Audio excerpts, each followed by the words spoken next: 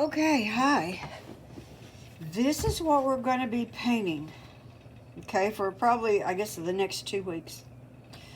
Uh, and here's the thing, we're going to alter it quite a bit. Now, the inspiration is over my head, really, but here it is, okay? This is a copy of a painting that Michael Holter did. And what I want you to notice about it is not so much what's in it as what isn't in it. So, and I'll be handing out copies of this too, because, I mean, this is just a gorgeous, gorgeous piece of work. But you will notice there are little bits of negative painting in here, little shapes. But there's a whole lot that just isn't in here. Let's start out though. Well, first of all, there's some texture, and he's got great shadows here. Oh, these are beautiful. And he could have made those up, but we're not going to try to make shadows up for this. And this is kind of lit from above front. And so we're going to stick with that because this gets complicated enough for newbies. Well, I'm a newbie at this. All right. Okay. So, the first thing we want to do is we want to just lay in some texture. And if you just look at this area, you will see spatters. You will see some blue-toned, gray-toned areas that are, well, the color's kind of mixed in. But it does some lovely, lovely things here. So, it's my intention to make this part of our building here. It's got block in it, but we're not going to do that. We want this. I just couldn't find something like this on the internet, or haven't found something like this on the internet yet. So we're going to start out. Here's my drawing, and I want to point something out about the drawing. I did make some of these lines almost continuous. And I don't have anything against it if you want to use a straight edge on some of this. But, because some of what I did may look a little whompy jawed here. But these areas, let's see if I'm on camera. Yeah. These areas right in here, I've done an incomplete tracing. I don't have my tracing here handy. But I made it less complete than the piece that I'm handing out. And what I suggest is that you kind of skip some areas and don't fill every detail in, because remember, we're not going to paint every detail in. So if you just finish all your lines perfectly and all that, it's going to kind of work against you. And the temptation to just fill in the lines becomes pretty heavy. If you've got all of these areas that have skips in them, you're less likely to just try to do a fill in. It's going to be a little bit easier to get you to work this way. Now, I have here, I made an orange. I used Cheap Joe's Naples Yellow, or you could use New Gamboge. Now, when I say Cheap Joe's Naples Yellow, it doesn't look like most Naples Yellow. And this is more of a true yellow. It's got white in it, though. So, I made an orange. Let's see. Let's make a little more because I don't have enough. Here, and then let's put a little Gwen Coral into it. Or you could use rose. There, so. And so we have a kind of a creamy, a little bit softer effect if we use the Naples because of the white in it. And I kind of thought that worked a little better here. So then I've got Ultramarine right there. So what I did was I added some of this. I put some of this out. And then I put a little bit of blue in here.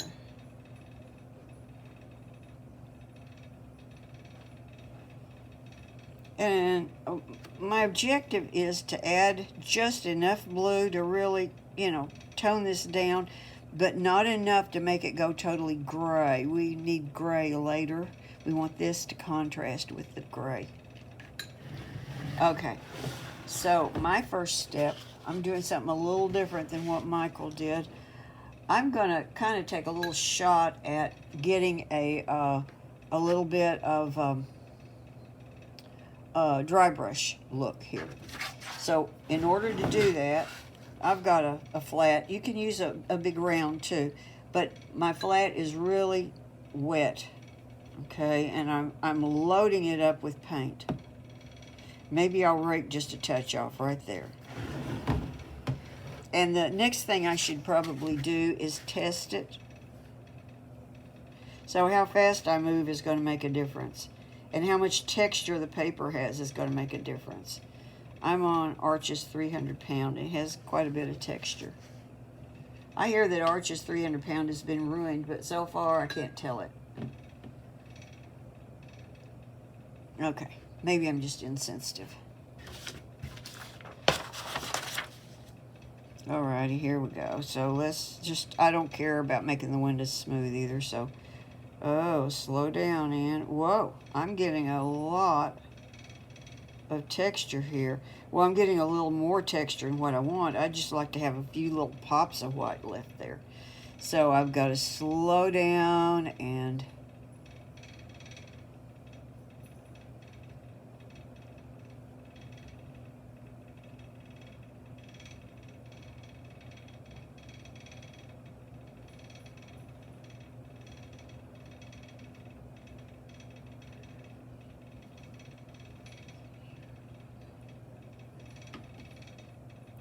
so I've got just little teeny bits of white in there. I don't even know if it shows on camera, and I can't look right now.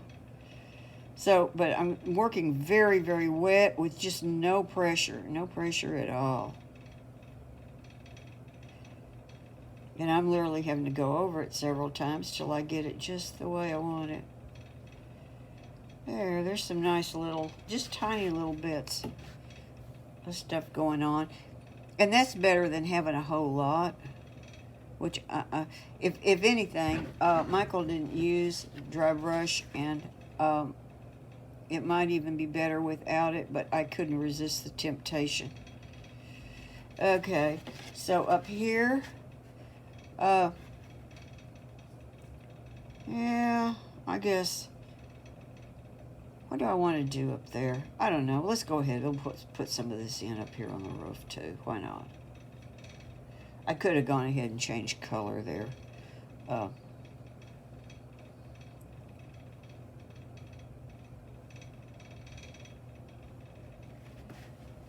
I staying on camera? I keep trying to go somewhere else, I guess.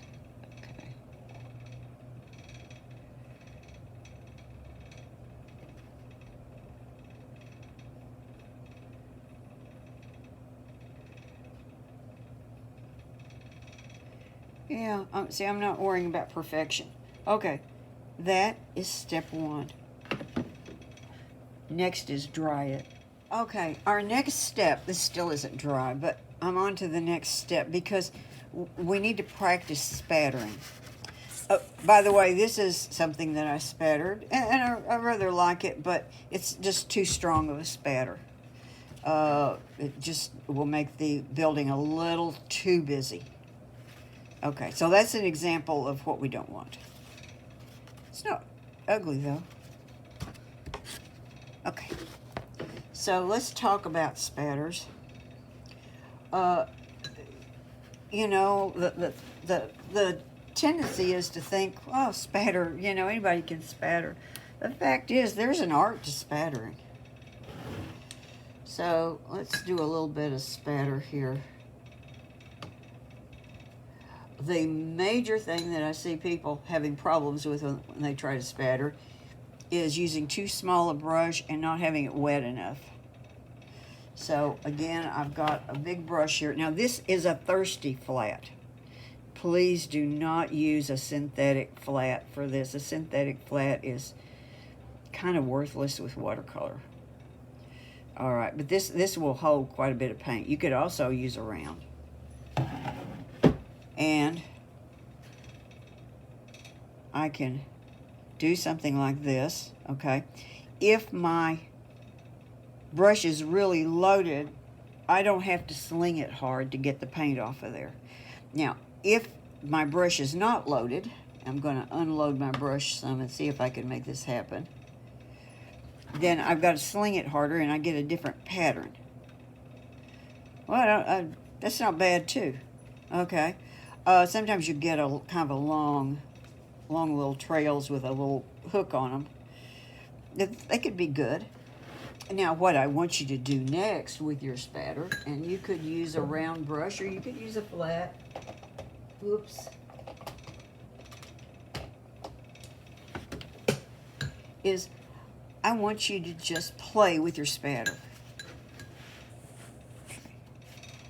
So, I might just connect some of these.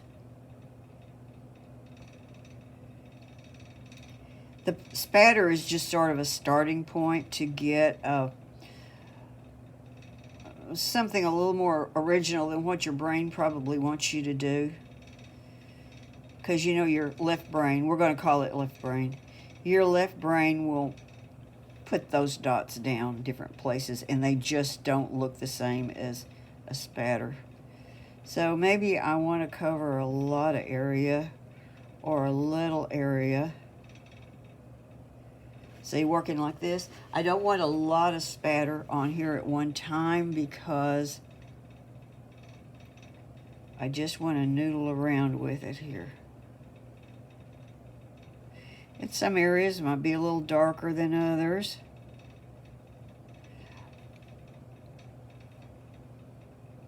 So one might get something like that. And you could charge in a little bit of another color. If you're comfortable with what you're doing, then I suggest you do this. But I don't want, if you're kind of new to painting, I don't want you to get too distracted with that. It'll be fine without it. All right, so there's another way to spatter that I like to get a random pattern. I'll try it down here. Okay, I'm just slinging it.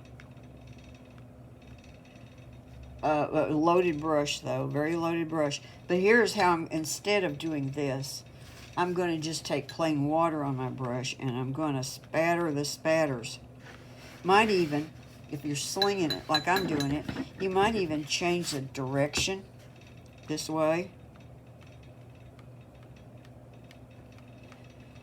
So you'll get a difference in that you might have, this just gets you a nice start. And sometimes it does more than that. It just depends. All kinds of cool things can happen with this. So we're getting something kind of like that. So I would say if you have a problem with the idea of that just noodling it around, I kind of like doing it this way myself. Just know you have options, and there's all kinds of other things you could do. You know, there's no such thing as a perfect spatter. You can get different effects, but know that not all spattering is the same, and that you can get very different effects depending on what you're doing. Okay. Okay, so here we are. Now, I've got a couple of samples of where we're headed next. Okay. You can see this has got some nice complexity. This one's got a little bit more done to it, but you get the general idea. But I'm really pleased with what I did here. So this will be, this is probably the third one that I've done right there. So it took me a little practice. And so some of my classes have already started this project, but we're restarting it this week so that everybody can get a start, but also because it was maybe a good idea for some of us to start again. All right, so here we go. Let's take this the blue, and I'm going to put a little more blue into this, enough to make it, oh, I don't just want it, well, let's see. What do I want? Well, okay, I'll work with that. Yeah, I can live with that. That's different enough. So again, I'm not going to spatter a big area because I want time to work with it while it's really wet.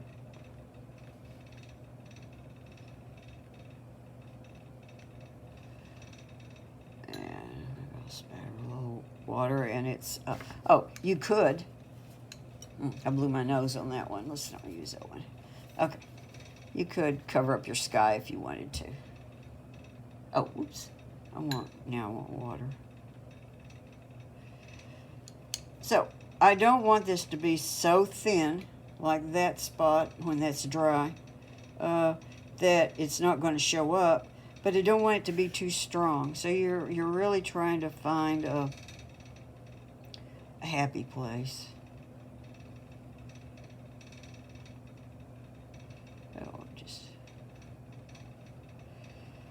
See, so that spattering is just more like a start or inspiration, something.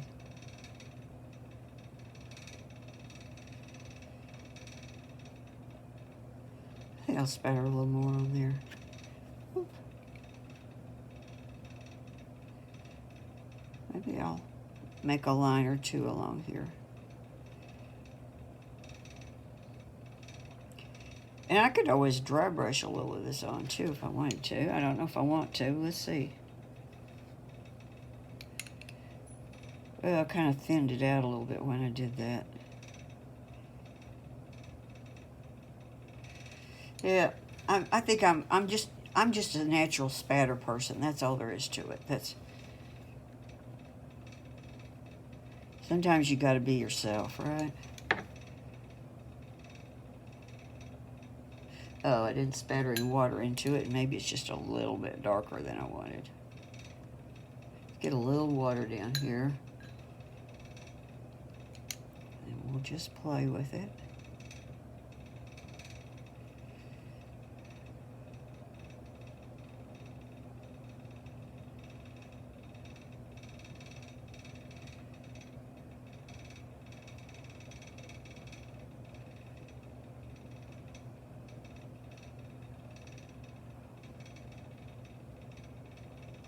I think I'll put a little more color in a couple of places over here.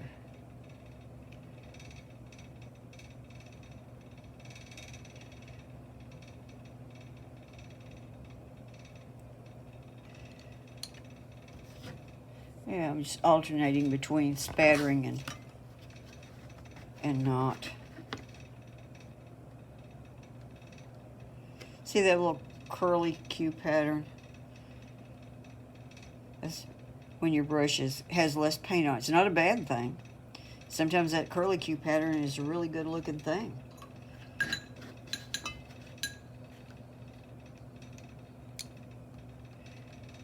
Oh, don't do. Probably, unless you got a really loaded brush. I do sling it from the handle.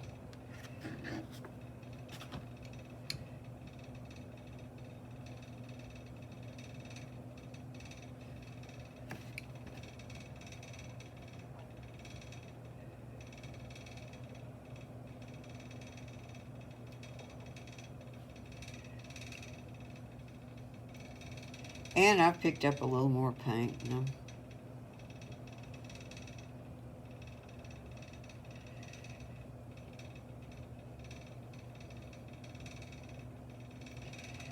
So see, I'm leaving bigger spaces open, but I'm covering more of the surface than not. In fact, I'd say I'm covering, oh, maybe 85% of it.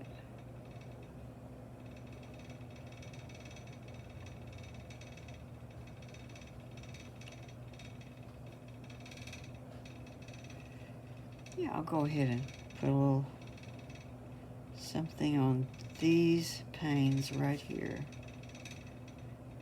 because why not? again, I'm not concerned with perfection, because neatness and perfection is not going to help us. We're really going to make this look like something by implying something that's not there, and we need this busyness to do it. But you see the difference between this and this, because I think that's real important. That gives you a good example. This is so much softer.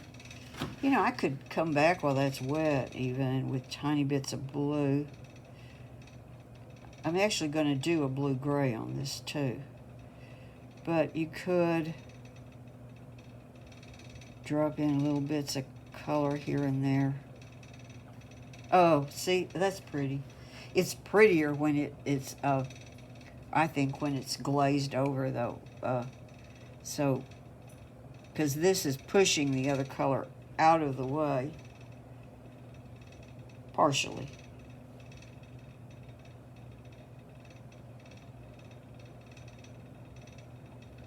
Okay, let's stop right there. Okay, and get that dry. I tell you what, instead of stopping there, let's just go back and we'll just paint that roof in a little bit more. So I've got this color. I'm going to need a little bit more orange and a lot more blue until I get a blue-gray.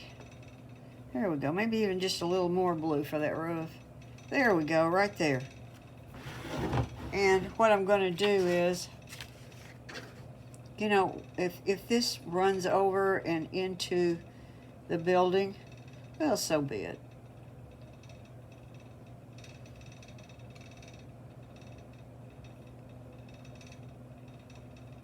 See, this is a very low color piece so far. Oops. Okay.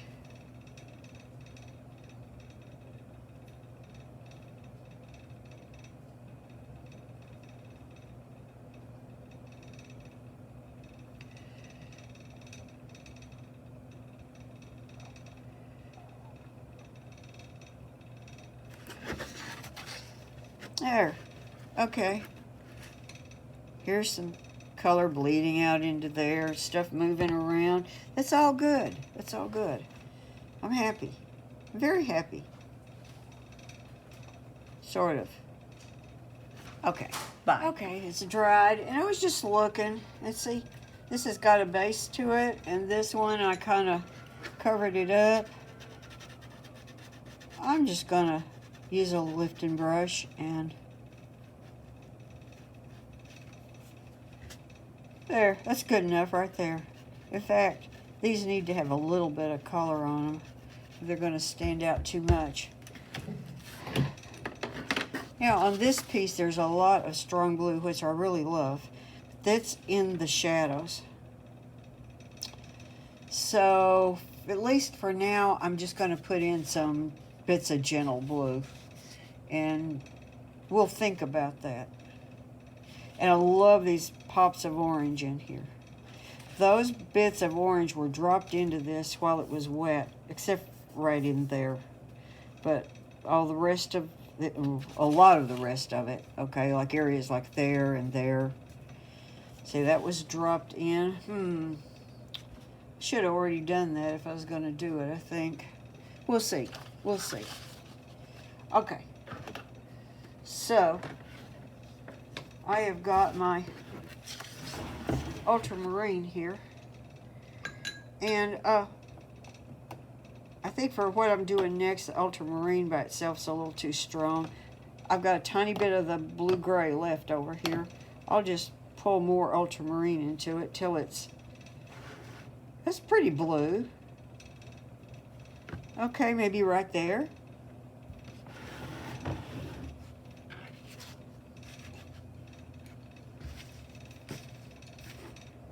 It's a good thing I'm not a pharmacist. Can you imagine me measuring out doses of medicine?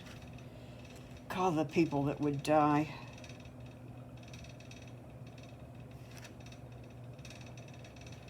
Let's see what happens here. Let's just... You notice I'm using a lot less here. Okay. And maybe I'll get a little strategic about where I put it. Maybe I'll actually put it in some areas that might have some shadow to them. There are areas that have tiny amounts of shadow here. Well, I didn't do that very successfully there. Okay, well, right up here under this eave. That might have a little more dark. And then all in here, that's some kind of crown or something. I can't even make out from my drawing what it is, which is good. We'll make it be just enough of something that your brain will fill it in and turn it into a lovely whatever.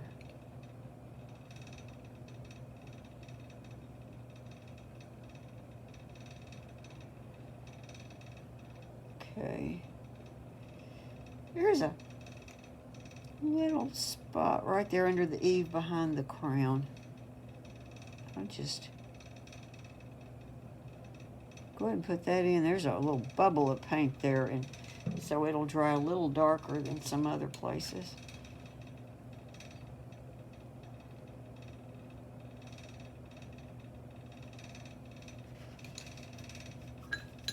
I don't know. That might be too much. I can't make up my mind. Let's have a little...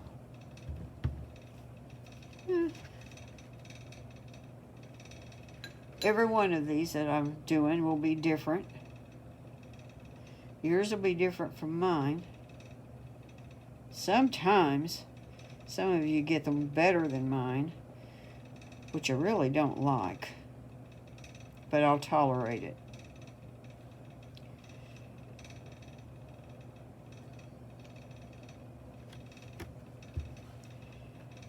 I don't mind having a few splatters in here too, but I've kind of wiped out the possibility of that with this one.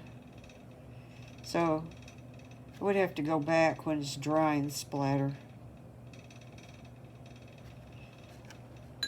I just really think I've done a little too much to this one. It's not exciting me. Oh well.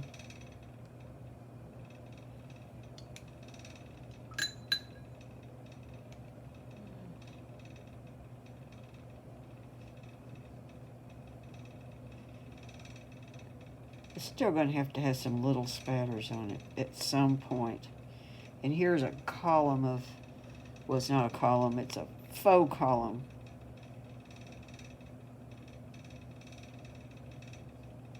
I know architects, and they would tell me that's not what you call it.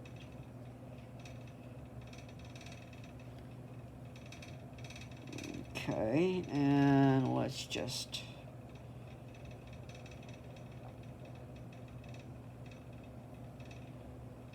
Oh, I don't like that color.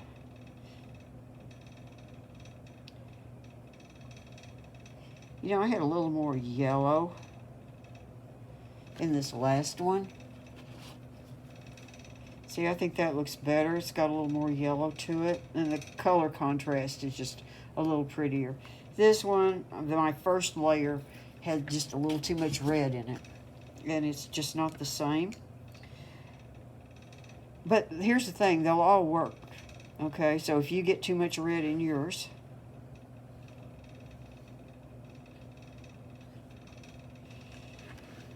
okay, I guess that's just too much. Let's smooth this out a little bit. Go. That's got the word depart on it, and some people have put different meaning to it than that it's a train station. By the way, this is a train station. Yes. Okay. I'll go ahead and drop a little more color in here. Yeah, my beige was just too beige. It needed more yellow. It'd been prettier.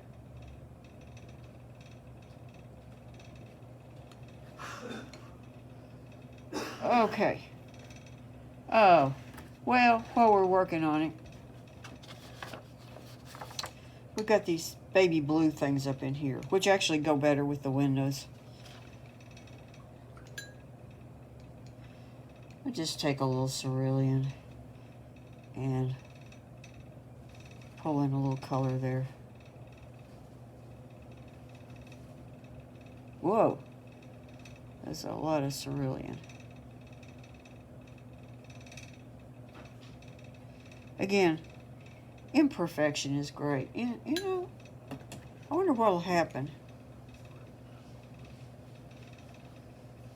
Well, that's better. This is cerulean.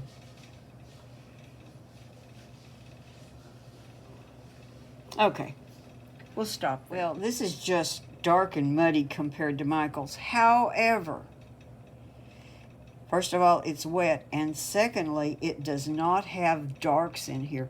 Once there are some darks punched into this, this will seem a lot lighter. But see, I really like that yellowy cream color there. Go for that. Don't do what I did.